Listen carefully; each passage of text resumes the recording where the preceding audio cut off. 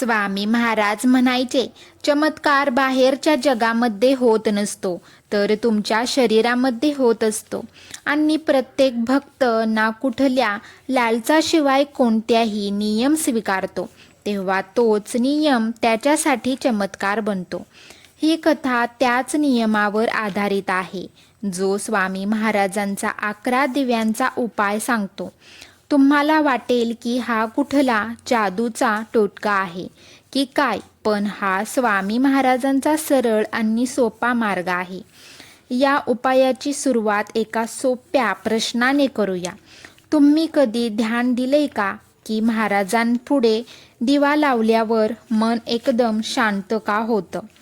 थोड्या वेळासाठी सगळ्या चिंता विसरतो, डोकं एकदम सुन्न होऊन जातं, कुठल्याही विचार येत नाही. महाराज म्हणायचे, दिवा फक्त तेल आणि वातीचा नसतो, तर दिवा तो असतो जो प्रत्येक अंधाराला प्रकाशाने भरतो. म्हणूनच हेच कारण आहे हा उपाय 11 दिव्यांचा आहे. 11 केवळ एक संख्या नाही, तर आपले इंद्रियांचे संतुलन आहे. या उपायाला समजून घ्या. हे कुठल्याही भीतीने, लालसाने नाही करायचा. सगळ्यात अगोदर हा कुठल्याही गुरुवारपासून सुरू करायचा आहे. गुरुवारी का सुरुवात करायची, तर कारण हा दिवस आपल्या गुरूंचा आहे. त्या दिवशी लवकर अंघोळ करून चांगली कपडे घाला आणि जिथे स्वामी महाराजांचा फोटो असेल तिथे एक कापड अंथरा. कुठल्याही कालवा न करता शांतीमध्ये 11 दिवे घ्या. मातीचे घ्या, नाहीतर तुमच्याकडे कोणतेही दिवे असले तरी चालतील. या दिव्यांमध्ये गाईचे तूप टाका. जर नसेल तर साधं तेल सुद्धा टाकू शकता. शेवटी महाराज भाव बघत असतात. दिव्यातील प्रत्येक वात उभी असली पाहिजे, वर आकाशाकडे तोंड करून, जसे की तुम्ही महाराजांना मध्ये ठेवून त्यांच्या भोवती गोल वाती ठेवल्या आहेत. आता एक कागद घ्या आणि तुमची अडचण, मनोकामना लांबलचक नसून एका शब्दात लिहा.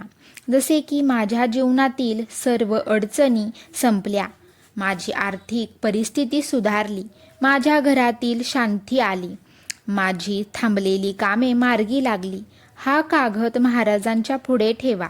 सगळ्यात आधी मधला दिवा लावा आणि मनात बोला, महाराज, मला फक्त तुमची साथ हवी आहे. मग सगळे दिवे लावायचे आहेत. लावताना कुठलाही मंत्र नाही, फक्त एकच शब्द मनात ठेवायचा. 11 दिवस 11 दिवे. नंतर उभा दिवा असेच राहू द्या. तुमचा आशीर्वाद माझ्या सोबत असाच राहू द्या.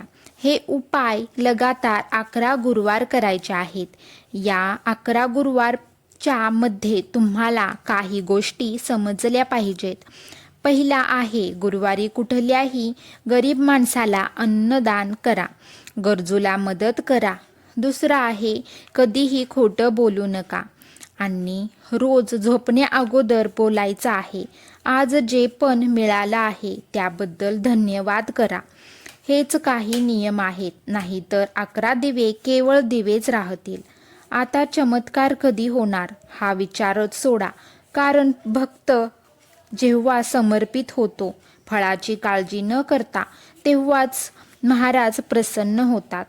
आणि खूप लोकांना अनुभव आहे, थांबलेले पैसे मिळाले आहेत, आजार बरा झाला आहे, घरातील भांडणे शांत झाली आहेत, मनातील भीती कमी झाली आहे. जेव्हा भीती कमी होते तेव्हा रस्ता आपोआप सापडतो.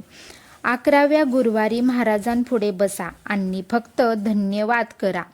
या उपायाने तुमच्यात खूप परिवर्तन होईल. महाराज नेहमी म्हणायचे, मी कधी म्हणत नाही की माझं नाव घेतल्यावर लगेचच सगळं ठीक होईल. मी म्हणालो होतो, तू आतून आधी चांगला हो, बाहेर आपोआप सगळं ठीक होत जाईल. हेच कारण आहे की शेवटी फक्त एवढंच लक्षात ठेवा, जर तुम्ही उपाय करूनही काही बदललं नाही तरीही तुमचा विश्वास तुटू देऊ नका. कारण प्रत्येक समस्यांना साहसाने सामोरे जाणे जेव्हा ती शक्ती येते तेव्हा समस्या आपोआप ठीक होतात.